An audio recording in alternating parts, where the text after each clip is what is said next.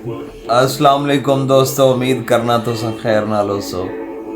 असा भी खैर नाल हाँ। आज दूसरा तीसरा दिन हो गया मौसम खराब की वजह तो ना गला खराब होया पिया, बुखार होया पिया। अब्दुल रहीम का भी गला खराब है, अब्दुल रहीम ने भी बुखार हो गया। क्यों अब्दुल रहीम भाई? सही है ना? अब्दुल रहीम की भी तबीयत खराब हुई भी, मेरी भी तबीयत खराब है ते तुसी भी कोई सपोर्ट नहीं करते पे। बस सारिਆਂ ਨੂੰ रमज़ान अल मुबारक मुबारक हो गए।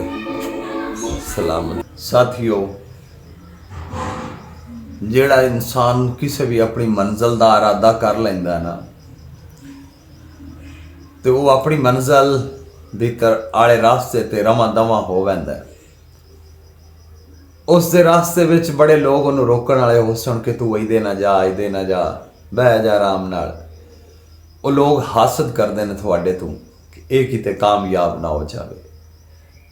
अगर तुसी अपनी मंजिल की तरफ जांदे रस्ते च आवन वाले लोगों के आखे लग के या रस्ते दे विच आवारा भौंकण वाले कुत्तियां की वजह तो तुसी अपना रास्ता भटक जासो या कुत्तियां नूं रोड़े मारन लग पसो या लोगों के कहने ते तुसी अपने रास्ते तो हट जासो तो तुसी कदी कामयाब नहीं हो सकते, अपनी मंजिल तक कदी नहीं पहुँच सकते।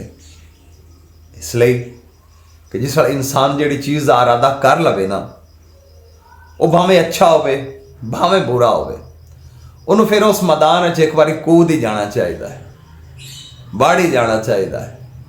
अगे हुंदा वो ही है जो इंसान की किस्मत और नसीब हो। तो इंसान जिस इरादे पुख्ता रखता है अल्लाह पाक मदद करने वाला हुंदा है, अल्लाह पाक आसानियाँ पैदा करने वाला हुंदा है। सलामत रहो, ज़्यादा से ज़्यादा सपोर्ट करो, मेहरबानी। साड़ी भी ख्वाहिश है असी भी बड़े बड़े यूट्यूबर बनिए लेकिन कोई सपोर्ट नहीं होंगी, इस वजह तो कोई वीडियो बनती नहीं।